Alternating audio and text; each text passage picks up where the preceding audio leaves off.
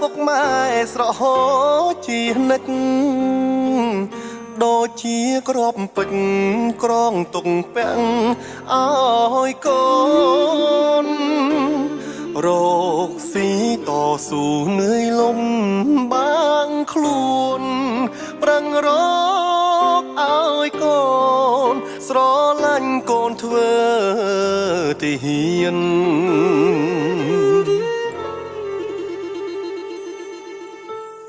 ដៃត្រកងអោបតែកំភ្លើងការពារជាតិយើងខ្ចាញ់សត្រូវឆ្លៀ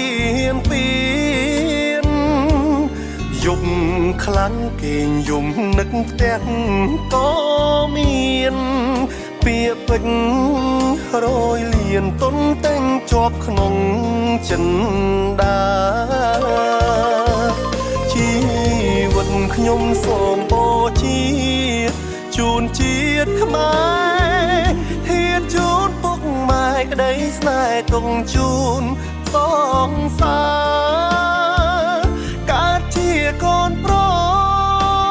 សមានឈាមសូវ័នមិនខ្លាចមរណារាំងសាភពផែនខេមរាផង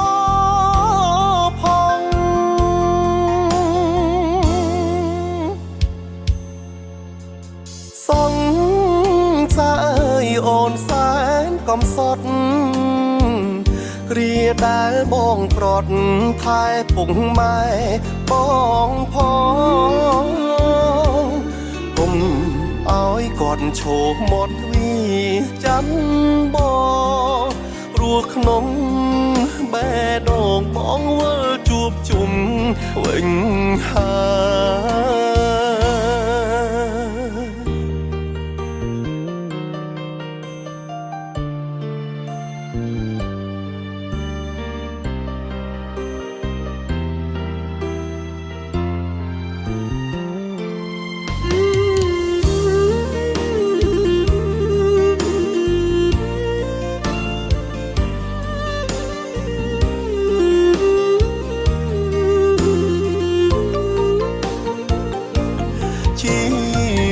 ខ្ញុំសូមបូជា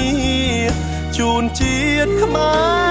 រធាតជូនពុកម៉ែក្តីស្នេហ៍ទុំជូនសងសារ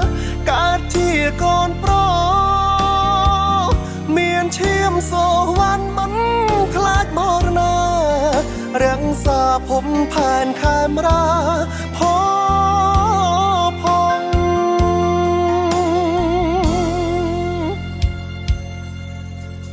សងសាអើយអូនសែនកំសត់គ្រាដែលបងប្រត់ថែពុកម៉ែបងផងគុំឲ្យគាត់ឈោមាត់ទ្វីចាំបងព្រោះក្នុងបេះដូងបងវិលជួបជុំវិញហើយស្រងឈាមសូវ័នបំរារត់ថាជាតិខេមរាក៏ឈ្មោះខ្ញុំផ